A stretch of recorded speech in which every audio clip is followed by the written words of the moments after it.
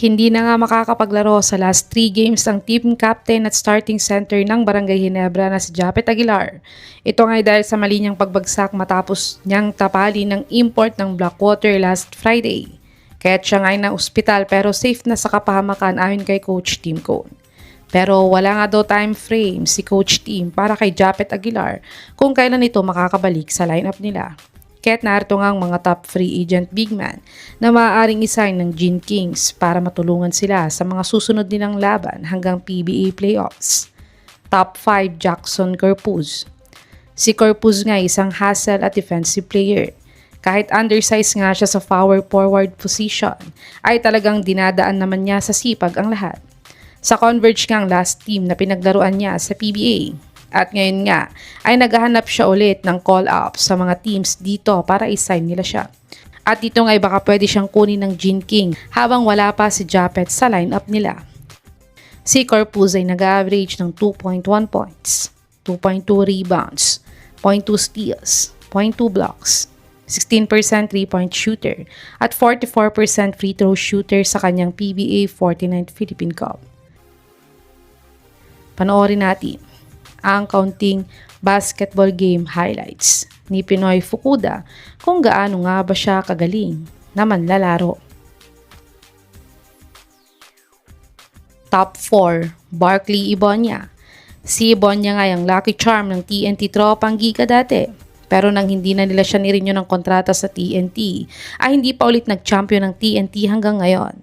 Pero may galaw din itong si Ibonia na naglalaro pa siya sa Alaska dati. At currently nga ay nagpahayag na nga siya na gusto niya ulit makabalik sa PBA. At dito nga ay baka pwede siyang kunin ng Gene Kings upang subukan kung gaano siya kaswerte na player. Si Ibonia ay nag-average ng 1.1 points, 1.6 rebounds, 0.7 assists, 33 field goal percentage, at 40% free throw shooter sa kanyang PBA 49th Philippine Cup. Panoorin natin ang maikling basketball game highlights ni Ibonia kung gaano nga ba siya kagaling na big man.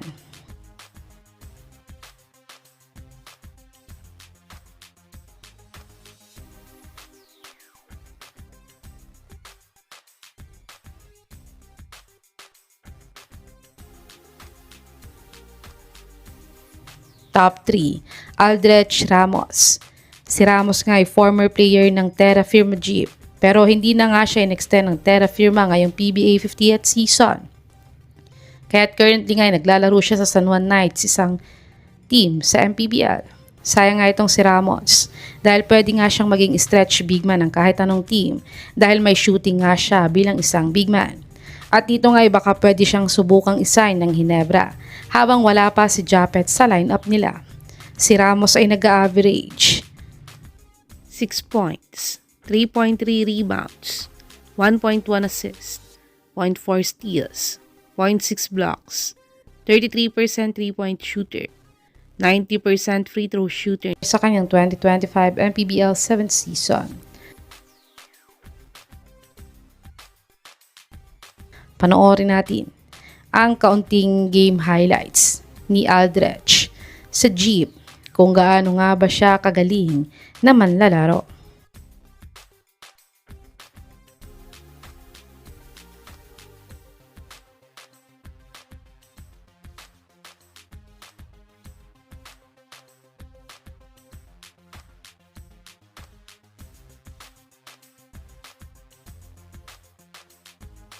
Top 2, Vic Manuel.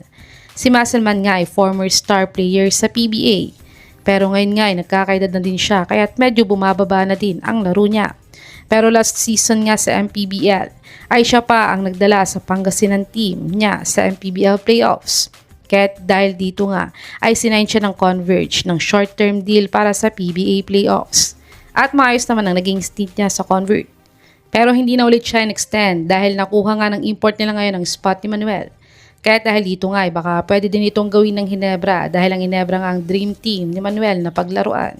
Si Musselman ay nag-average ng 13.7 points, 4.7 rebounds, 1.3 assists, 0.7 steals, 0.2 blocks, 34% 3-point shooter, at 60% free throw shooter sa kanyang 2025 MPBL 7th season.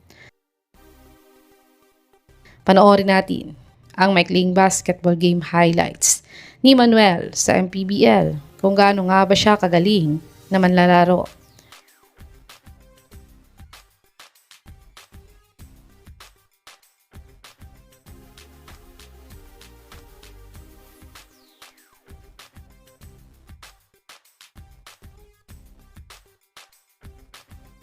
Top 1, Michael Miranda.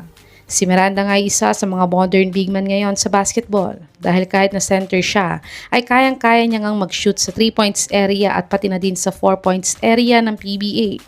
At currently nga ay binitawan na siya ng NLEX ngayong conference. Pero ayon nga sa source ito ay ang Magnolia nga sana ang frontrunner na mag-sign sa kanya pag matapos ng kontrata ng PBA rights niya sa NLEX ngayong April. Pero dahil nagka-injury nga daw si Japet Aguilar ay baka magpaubayan na lang ang Magnolia at sa Ginebra na ipasign si Miranda dahil mas kailangan daw nila ito sa ngayon. Si Mike ay nag-average ng 5.7 points, 2.2 rebounds, 0.2 blocks, 30% 3-point shooter at 100% free throw shooter sa kanyang last PBA 49th Philippine Cup. Panoorin natin ang counting basketball game highlights ni Michael Miranda kung magiging fit nga ba siya sa sistema ni Coach Tim Cone.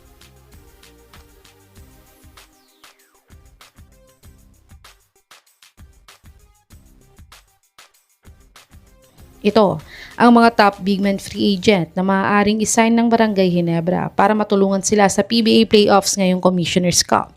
Sino sa mga big man na to ang dapat nilang makuha para matulungan sila sa PBA playoffs?